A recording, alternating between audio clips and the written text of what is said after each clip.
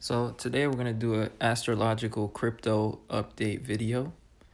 And really, we're just going to be talking about which coin is the best investment.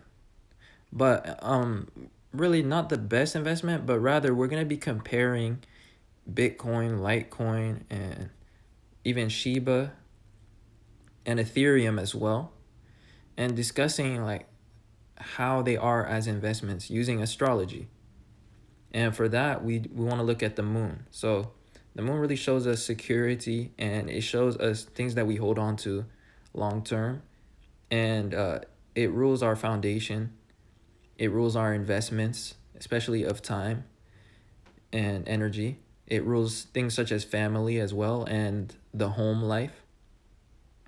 And if you think about it, the home is really the ultimate investment. That's where all of our possessions go. This is where all of our financial increases tend to reflect. This is where we hold our things. And it was really the original investment. In fact, a tip to people that want to invest is to get into real estate and land, because homes, land, and investments are all not one, but what's the word for that? They're all in the same category. And in astrology, this is the moon. Home is the moon, and investments are the moon. Our family is our biggest investment. Or maybe if you don't have a family, your security is your biggest investment. And sometimes that takes the form of finances. So when we look at the natal chart of these coins, we want to look at the moon. And we're going to compare and contrast what's the quality of each planet's moon sign. Or sorry, each coin's moon sign. So right now we're looking at the natal chart for Shiba Inu. And so in a general sense, I don't know if I want to start with Bitcoin and lead into this coin, but I guess we could start with this because we're here anyways. So with Shiba Inu, the moon is actually, I don't know if it's in fall or debilitated, but it's not in a necessarily a good position because it's in Capricorn. And the moon feels comfortable in Cancer, which is the opposite sign. So as an investment, here's the thing about Shiba. The sign of Capricorn is about external forms of structure and security. So, for example, there's two different types of security. There's inherent security, like family, home life, things that we can always depend on intrinsically. And then there's external forms of security, such as the government, our corporate jobs, the economy. And that's what Capricorn is about. So it really rules the security of others and the emotions of others, especially the public. So with the moon being in Capricorn, when you're investing in something like Shiba, you're really depending on the feelings of others and how people feel about the coin. And that's where your sense of security is coming from. And in fact, it's right next to the South Node in Sagittarius. The South Node is things that we're moving away from, things that no longer serve us necessarily. And at this time of July 2020, the South Node was in Sagittarius, and it still is at this time. It's about to enter Scorpio, but Sagittarius is about faith and belief in the words and the minds of other people. So you're really banking on other people's faith in terms of when you're investing long-term into something like Shiba. So it's not a comfortable place for the moon. Let me just put it that way. Your security literally comes from other people's feelings about this coin. And that's not the case for all these coins, because these coins have different moon signs. Now, the North Node of Shiba is conjunct to Venus. So they're trying to create value, and they're trying to create something fun, because the fifth house is about pleasure, and we have the North Node in the fifth house. Um, and the sign of Gemini is about playfulness as well. So this is really like a fun coin, and they're trying to create value. But anyways, with that being said, another interesting fact about this is the moon is in the 11th house, which is about decentralized forms of structure, and it's about self-sufficiency and being responsible over oneself.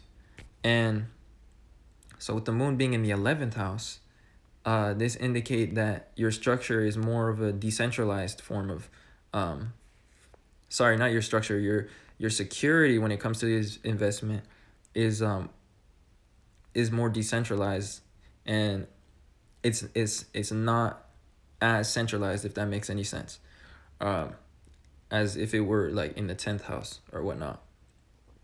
And it's really about community, and so the community is going to affect the security of that investment. But overall, I would say it's not a very comfortable place to like invest your energy on, like in an uncalculated way, and it's not something you want to hold on to, as indicated by the moon. So anyways, let's move on from this. We're just going to talk about Bitcoin. So what is Bitcoin like as an investment?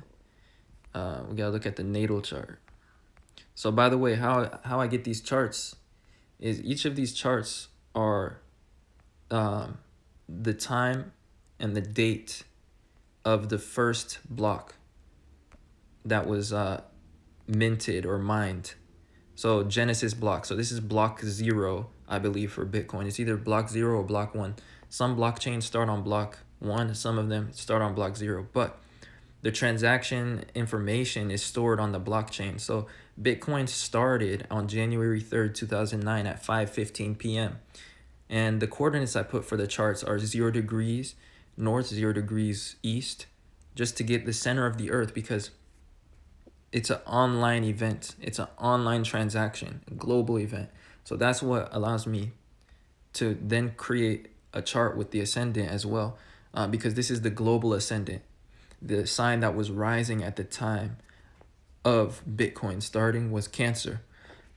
And Cancer is the sign of security, and it's ruled by the moon. So that's one major difference between Shiba right off the bat, is that we have indications of security when it comes to Bitcoin, just off the fact that the ascendant is in Cancer, which is about privacy, security, comfort, and it can be about family as well. So, I mean, that is a positive omen in terms of a long-term investment. But what we see with Bitcoin is that we see that the moon is in Aries, and Aries is the first sign of the zodiac, and it's all about pioneers and doing things first. And so as an investment, Bitcoin was good depending on how early you were. If you had invested in Bitcoin in 2009 and put $100 in it, you'd be a multi millionaire right now. So that's what the moon in Aries is about. It's about the sooner you get into it and the more of a pioneer you are, the more you actually capitalized off this opportunity. And the moon is in the 10th house, which is about the feelings of others, again, because it's associated with the sign of Capricorn. And so based on how other people feel on this coin is what is giving you security.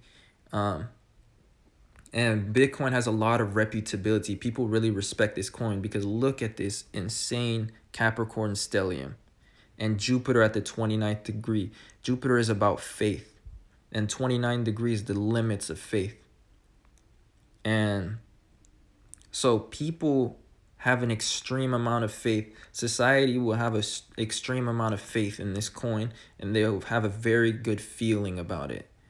And people will agree on its worth, on its value. And in fact, that's what it is when we look at exchanges and we look at coin market cap. All it is them listing an agreed upon value based on what people are selling it for and whatnot. And this becomes kind of like the benchmark for all the other coins and whatnot. But yeah, so essentially it's not bad, but it really banks on you being early. The earlier you are, the better of an investment it is. So not necessarily good, not necessarily bad, but I said what I needed to in terms of that, because it's just all in that moon in Aries, which is about being first, or doing something new in terms of an investment. So next up, we're gonna look at Ethereum, which is the challenger to Bitcoin. It's like a more innovative form of Bitcoin. At least that's how it came out as, because what they introduced is something called smart contracts. So hold on, let me pull up the chart, by the way. But smart contracts allow you to do actions with your money. So like, it allows you to exchange with people and to do so in a trustless manner, because it's a program that's making sure that each person puts in the money that's required. That's all that a smart contract means. And so Ethereum is like a I guess a innovation from Bitcoin, and it's the biggest challenger to it. It's the second place coin. So we're gonna look at its value as an investment, and again, we want to look at the moon. So with Ethereum, we have the moon in Capricorn, kind of like Shiba, but the moon is in the second house. So hold on, let me circle the moon. So the moon is in Capricorn and is conjunct the second house cusp. So again, Capricorn is about the emotions of others. So your security with Ethereum depends on the other people's feelings about the coin. For the most part, that's what's going to affect the price movements a lot. As for any coin, but some coins are more low key. Things such as Monero. There's different coins that they have a different sense of community, and they have a different sense of security to them. Ethereum as an investment, first of all, it is very reputable, and but the other thing is it's in the second house. The second house is about resources, finances, and stability. So this is a positive omen, because in fact, the moon is exalted when it's in the second house. And so for the most part, people will have a pretty stable feeling about this coin that's going to give it some sense of security to a certain extent as an investment. Now, that doesn't mean the price won't fluctuate. And also, you got to be careful when you invest. You don't want to invest when things are at all-time highs. You want to also do analysis to understand where the price may go, or you want to get an advisor to help you understand where the price may go, and whether it is or isn't a good time to start your investment, or to start spending time, energy, and money and piling it up within a coin, And that's what this whole video is about. It's all about this right here. And we're just looking at that. If we wanted to look at value and prices, we'd have to look at Mercury, the moon, not the moon, Venus, and then we have to look at Saturn. Those are very telling for that. But right now, we're really talking about the security of things. Shiba was definitely not an example of something secure, because we literally have it in Capricorn, but and ultimately, though, it's all depending on faith and what people think of it at that time. So the last thing we're going to cover is Litecoin, which is one of those different coins that don't get as much spotlight, but it's a big coin. It's a major part of crypto as what's the word for that? A field? That's not the right word. As an industry, I guess. It's one of those early coins, but what we see with Litecoin's natal chart is the ascendant is in Taurus, And Taurus is the sign of resources, finances, and stability. And let's see. Let me circle some stuff. And it's conjunct Jupiter. Jupiter is about gains and expansion. And since Jupiter is retrograde, this is more of an internal expansion. So Litecoin will tend to draw more attention to itself over time and get more people interested in it down the line. That's how I feel when I look at this chart. And the 9th house, which is the house that Jupiter rules, is in Capricorn. So this is about the emotions of others. So like people will slowly may draw into Litecoin because they feel safe with it. That's one meaning. Now Sagittarius, which is the sign that the planet Jupiter rules, is in the 8th house. The 8th house is about the investments of others, and it's about other people's resources than our own. And it's about shared resources and the dynamic between different people. So it can show also capitalism and the dynamic between different classes when we think of it on an economic level. And so anyways, with the ruler of that being conjunct the ascendant, there may be a little bit of market manipulation with this coin. And ultimately, though, the dynamics between classes and the I guess the markets that are happening behind Litecoin will give it a sense of security, or like external expansion, internal expansion, like people being drawn into it as an interesting long-term choice. Now, what we're talking about though is the moon in this video. In this case, the planet of security and investments is in the sign of Aquarius. Aquarius is about decentralization. It's about technology, autonomy, independence. It comes after the sign of Capricorn, which is about structure and society and reality. And so this is more about innovation and inventions. So what gives this coin security is the technology behind it and also the community behind it. So if the community goes bad, though, then that will affect the stability of the coin. On the other hand, it's in the 10th house, which is, again, very similar to the other coins because the 10th house is associated with the sign of Capricorn. And that's what's interesting about all these coins. They all have the moon either in the 10th house or in the sign of Capricorn. Bitcoin had it in the 10th house. But all this really means is that to a certain extent, the security of this investment depends on the feelings of others, especially though the feelings of the community. So it's a little bit better than if it